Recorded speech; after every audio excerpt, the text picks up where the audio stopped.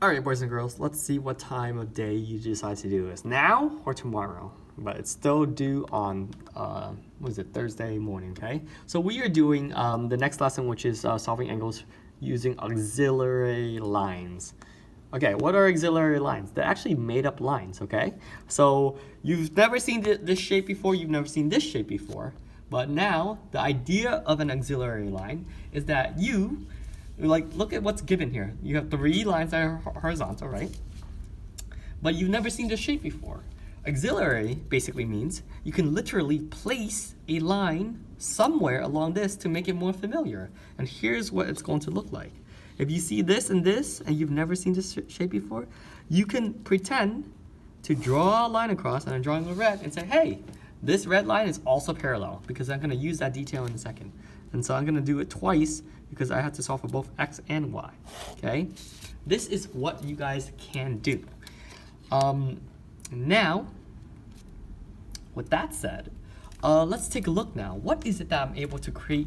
What is it that I'm able to really decide or figure out? Well, now we can go back to this. This is 45. Well, if this thing is 45 degrees, that means, oh yeah, this thing has to also be 45 degrees, right? And so we can label it 45 degrees right here because of vertical angles. Now, if this and this is vertical angles, what makes this thing over here? Well, if you guys see it, you see it, right? Because this is a Z. And because this is a Z, that means this is also going to be 45 degrees. But wait, didn't they tell us that this entire thing is 95? Yes, they did. Yes, they did. Well, if this entire thing is 95, all you have to do is 95 minus 45. And that's going to give you simply 50, right? Wait a minute. If this is 50, I kind of already know what x is. And that's up to you to figure out. If you can't figure out that, if this is 50, you should already immediately know what x is, okay? But wait. That's that. And so let's actually, I guess I can't tell you because I need that to solve for y, right? Because let's take a look. If this is 50, then x is 50. But you gotta tell me why this is 50 degrees, right? What's the explanation there? Now, if this is 50, then this has to be 50 because, well, there's another reason, right?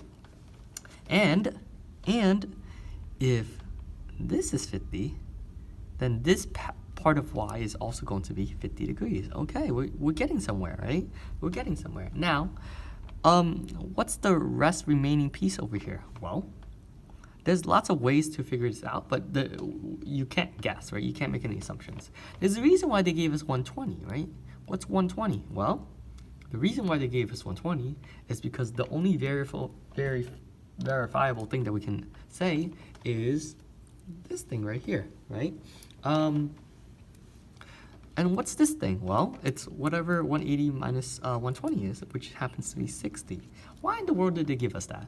Oh yeah, it's because, do you guys see it? Do you guys see what I'm seeing?